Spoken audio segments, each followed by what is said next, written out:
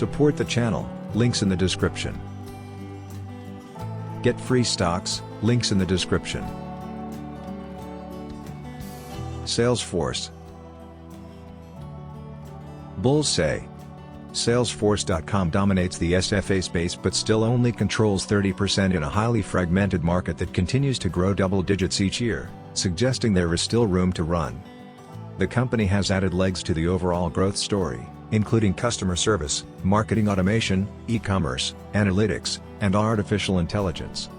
Salesforce.com's margins are subscale, with a runway to more than 100 basis points of operating expansion annually for the next decade.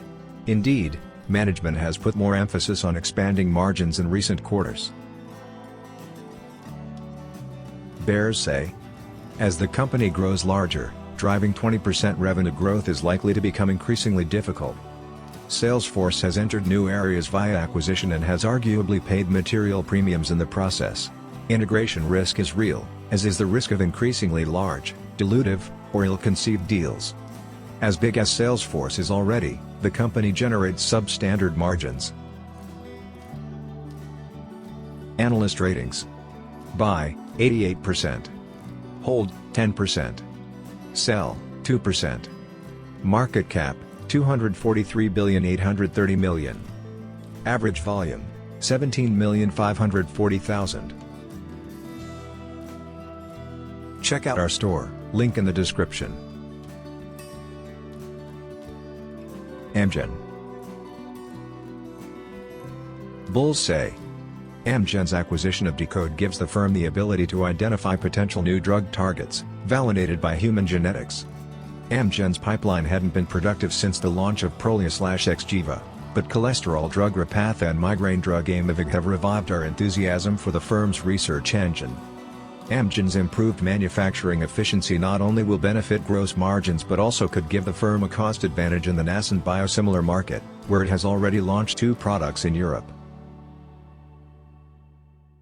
Bears say.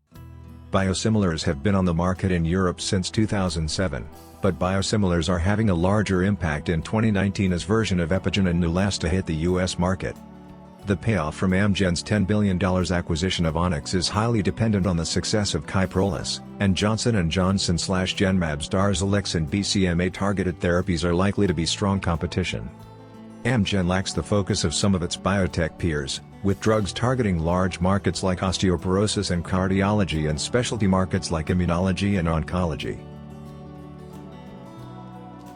Analyst ratings. Buy, 55%. Hold, 38%. Sell, 7%. Market cap, $148 billion. Average volume, 3,540,000. Dividend yield, 2.41%. Honeywell.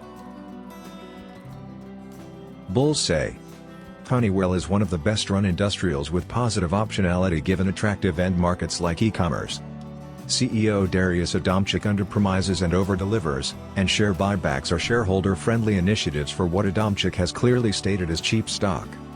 The market fails to appreciate the strength of Honeywell's software offerings, as well as the future promise offered by Honeywell's quantum computing innovations. Bears say. The future is too uncertain about Honeywell's software offerings, which move away from businesses where Honeywell has historically enjoyed its strongest competitive advantages. The market has traditionally been reluctant to award Honeywell a premium multiple that competitors like 3M enjoy. Half of Honeywell's sales mix is exposed to aerospace and oil and gas, which will take years to recover. Analyst ratings. Buy, 72%. Hold, 28%. Sell, 0%. Market cap, $116 billion. Average volume, 4 million. Dividend yield, 2.12%. Check out our store, link in the description.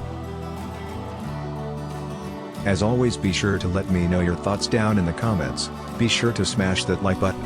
Thank you so much for tuning in, and I will catch you in the next video.